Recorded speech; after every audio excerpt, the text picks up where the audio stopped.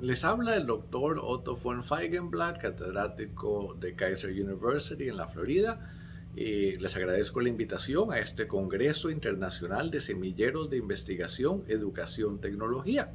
El tema que les tengo preparado para hoy se relaciona con la investigación interdisciplinar y el nexo entre la investigación en el campo educativo y la antropología.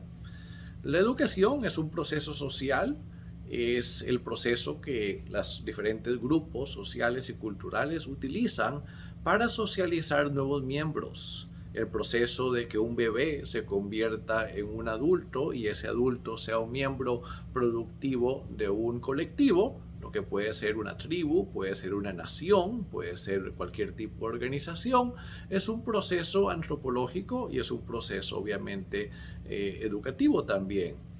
Bueno, el tema que les voy a estar hablando hoy es un estudio antropológico de la cultura de la nobleza española contemporánea, pero me voy a estar enfocando más que todo en la parte educativa.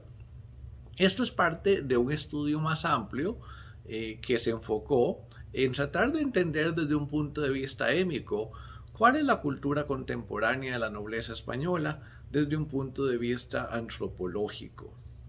Bueno, les voy a hablar un poco sobre la metodología que se utilizó y cuál fue el método también de recopilación de datos. El estudio se enfocó en un análisis de textos, básicamente publicaciones hechas por algunas de las corporaciones nobiliarias o asociaciones de nobles más activas en la España contemporánea. La idea de utilizar este método es intentar no imponerles constructos foráneos o constructos que vengan del investigador y tratar de entender cuáles son los temas más importantes, los temas de más relevancia desde el punto de vista de los participantes, de los miembros en este caso, de este grupo, de este colectivo que llamamos la nobleza. Bueno, desde el punto de vista de educación, parte del interés en este tipo de estudio es ver cómo los diferentes grupos sociales, las diferentes clases, los diferentes gremios, pongámoslo de esa forma, cómo ellos perciben y cómo ellos entienden la educación y cuáles son algunos de los temas que ellos consideran importantes para poder prepararse una persona a ser un miembro de ese grupo. Hablemos un poco de este término, de este constructo cultura. Bueno, la cultura es la forma en que nosotros entendemos el mundo, nos ayuda a entender cuál es nuestro lugar en el mundo, cómo debemos comportarnos, a dónde vivimos y por qué estamos aquí, cómo cooperamos con otras personas en nuestro colectivo. La cultura es un término muy amplio, pero voy a introducir algunos conceptos de la antropología que nos van a ayudar a entender la importancia de la socialización y la importancia, por supuesto, del proceso que llamamos nosotros educación. Normas sociales, también tenemos, por supuesto, valores que son más individuales. Y todos estos valores, estas normas, las aprendemos en diferentes formas durante nuestras vidas. Nos podemos podemos poner a pensar en qué comportamientos son apropiados, por ejemplo, en un lugar público, de que no se puede hacer ruido en ciertos momentos. Pensemos también en ciertos rituales como un funeral o un festejo, de que se supone que como miembros de ese colectivo tenemos que entender no solamente el significado de ese tipo de ritual, de ese tipo de rito, de ese tipo de evento o celebración social, pero también tenemos que entender cómo debemos comportarnos o cómo no debemos comportarnos. Una forma de aprender, por supuesto, es con sanciones sociales o castigos, pongámoslo de esa forma. Un ejemplo, un niño que esté en un funeral, empiece a hacer mucho ruido o a cantar o a reírse, una mirada de los padres o de una persona ahí, una mirada de desapruebo, le envía las señales, una sanción social, a veces muy sutil, de que tiene que modificar su comportamiento para adaptarse a las expectativas sociales de ese momento. Ok, pero ahora regresemos al caso de la nobleza contemporánea en España. Bueno, es un grupo que no ha sido muy estudiado, especialmente la nobleza contemporánea, por varias razones. Una razón es que es un grupo de difícil acceso.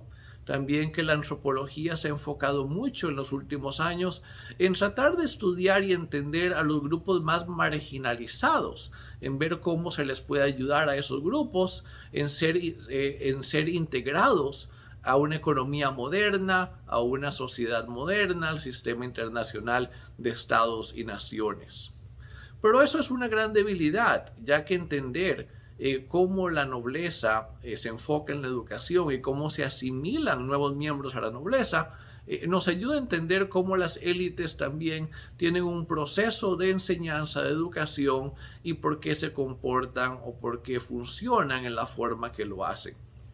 Pero bueno, en esta breve presentación no voy a entrar en mucho detalle sobre las conclusiones del estudio, ya que el énfasis de esta breve charla no es en sí la cultura de la nobleza contemporánea, pero más que todo los procesos de socialización. Y una parte de este estudio se enfocó en los diferentes rituales, digamos, o procesos de socialización para los nuevos miembros de la nobleza. La nobleza es un grupo también que está siempre en un estado de flujo, ingresan nuevos miembros, las fronteras de este grupo, de quienes pertenecen y quienes no pertenecen, es algo que está contestado, digamos, ahí no está a veces muy claro de cuáles son las fronteras de este grupo social. Y por lo tanto, ciertos comportamientos, ciertos valores centrales de este grupo se vuelven conceptos que definen lo que quiere decir ser un miembro o no ser un miembro. Y voy a mencionarles tres conceptos centrales que emergieron en este análisis de datos, en esta interpretación de datos de esas diferentes corporaciones nobiliarias españolas. Uno de ellos es el término honor, el segundo es el término mérito y el tercero es lealtad. Entonces estamos hablando de tres términos que pueden ser virtudes dependiendo de cómo las definamos o ideales. Lo interesante de estos tres términos, de estos tres conceptos, honor, virtud y lealtad, es que emergen en varias ocasiones en textos de diferentes organizaciones como los tres elementos básicos o características básicas que debe tener un noble no solamente en la antigüedad, pero en la época contemporánea.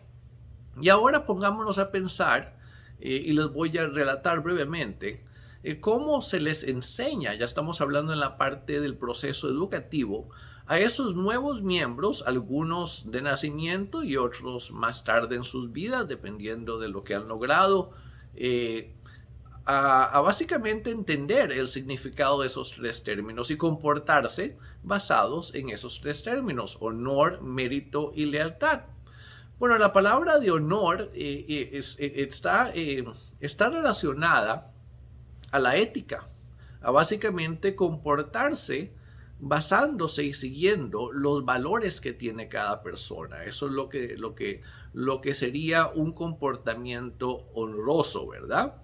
Ahora hablemos de mérito. Mérito quiere decir una persona que ha logrado grandes cosas, y la nobleza o el estamento noble históricamente ha estado conectado con esta idea de méritos o aportes a la sociedad o contribuir al prójimo, o la misma palabra sacrificio también está relacionado con eso.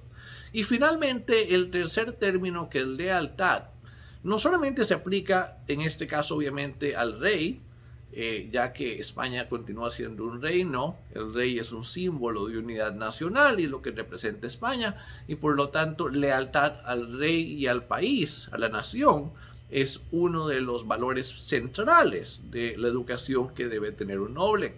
Y si combinamos las tres cosas, honor, mérito y lealtad, eso nos explica básicamente cuáles son los tres conceptos centrales en el proceso de socialización de la nobleza contemporánea española. Como les dije previamente, esto es parte de un estudio antropológico mucho más extenso sobre la cultura de la nobleza española contemporánea, pero esto les da un breve esbozo de la parte de la socialización, y recordemos que las escuelas, los colegios, las universidades, la formación continua y a veces hasta lo que llamamos la socialización informal, todo eso es parte de la educación, y que el fin principal de la educación es básicamente prepararnos para ser miembros productivos y constructivos de la sociedad. Bueno, les agradezco muchísimo su atención. Espero que hayan disfrutado de esta breve charla sobre un tema interdisciplinar, que es en este caso la conexión entre la antropología, la educación y cómo la investigación puede unir a las dos ramas. Muchísimas gracias por su atención.